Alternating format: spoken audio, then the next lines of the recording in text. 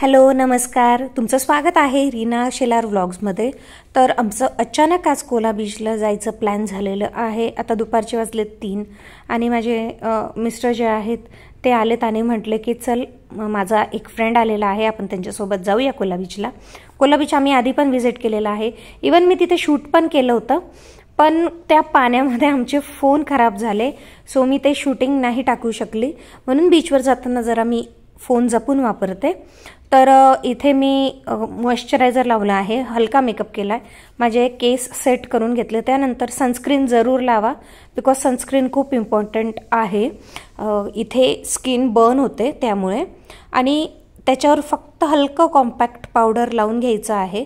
इथे जर तुम्ही खूप जास्त मेकअप केला, म्हणजे आता फाउंडेशन वगैरे जर लावलं असतं तर ते राहतच नाही, टिकतच नाही, कारण की इथे ह्युमिडिटी खूप आहे, त्यामुळे सनस्क्रीन लावायचं, मॉइश्चरायझर, सनस्क्रीन आणि हलकासा तुम्ही कॉम्पॅक्टने सेट करून घ्या, कारण की माझं मॉइश्चरायझरमुळे माझ्या स्किन ऑइली होते, म्हणून मी कॉम्पॅक्ट लावून घेतलेला आहे। त्यानंतर आयब्रो पेन्सिल, लिपस्टिक, माझा कॅमेरासुद्धा राहत नाही आणि माझ्याकडे अगदीच वेळ नाही आहे, कारण की ते आल्याबरोबर म्हटले की आपल्याला 5 मिनिटात निघायचं आहे, आणि 5 मिनिटात मग मुलांना रेडी केलं, मी पण रेडी होते आहे, सगळं सायमल्टेनियसली चालू आहे। लाईट नव्हती तर त्यामुळे पण फोन चार्ज नाही आहे। तर आता आम्ही निघालेलो आहोत कोला बीचसाठी। कोला बीच हे बघू शकता, मी मिनिमल ॲक्सेसरीज घातलेल्या आहेत आणि एक सिम्पलसा लुक, बिकॉज तिथे गेल्यानंतर सगळा आपला मेकअप निघणार आहे हे मला माहिती आहे, तरी आपण सनस्क्रीन वगैरे लावतो बिकॉज एक प्रोटेक्शन म्हणून। तर सगळ्यांना, मुलांनाही लावलेलं आहे, नाहीतर बीचवर गेल्यानंतर स्किन खूप खराब होते, नंतर रिपेअर करण्यापेक्षा आधी प्रोटेक्शन घेतलेलं कधीही बेटर। तर कोला बीच हा जो आहे ना, हा साऊथ गोवामध्ये आहे कोला बीच, आणि हा बघू शकतात अशा प्रकारे हा बीच आहे।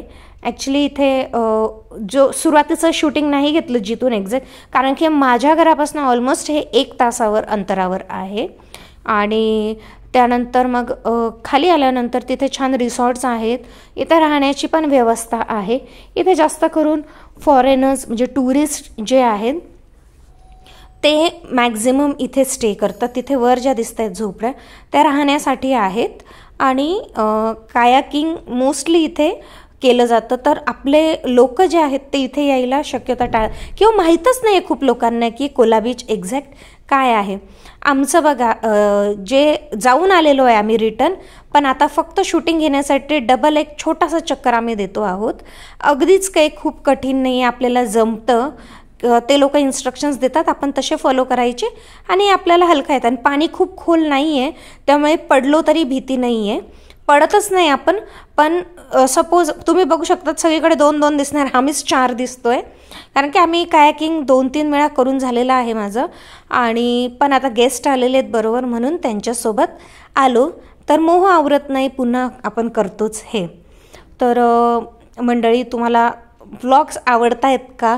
मी पुन्हा सुरुवात केलेली आहे, तुम्ही मला साथ द्या, मीही प्रयत्न करते वेगवेगळं खूप काही गोवा दाखवण्याचं। स्पेशली मी बऱ्याच ठिकाणी जाऊन आलेले आहे, पण फक्त तुमच्यासाठी मी पुन्हा व्हिजिट करणार आहे सगळे बीचेस, सगळे गोवाचे स्पॉट्स, की मी तुमच्यासाठी ते सगळं कवर करू शकेल, आणि माझं डेली रुटीन तर मी शेअर करत असते। तर तुम्ही लाईक, शेअर, कमेंट करायला विसरू नका, आणि तुम्हाला बीचचं एक्झॅक्ट लोकेशन पाहिजे असेल तर कमेंट करा, मी तुम्हाला सांगते कमेंटमध्ये। तर हा सनसेट होतो आहे, आणि बस आम्ही 4-4:30ला आलो, आता 6 वाजलेले आहेत, कायाकिंग करून झालेलं आहे।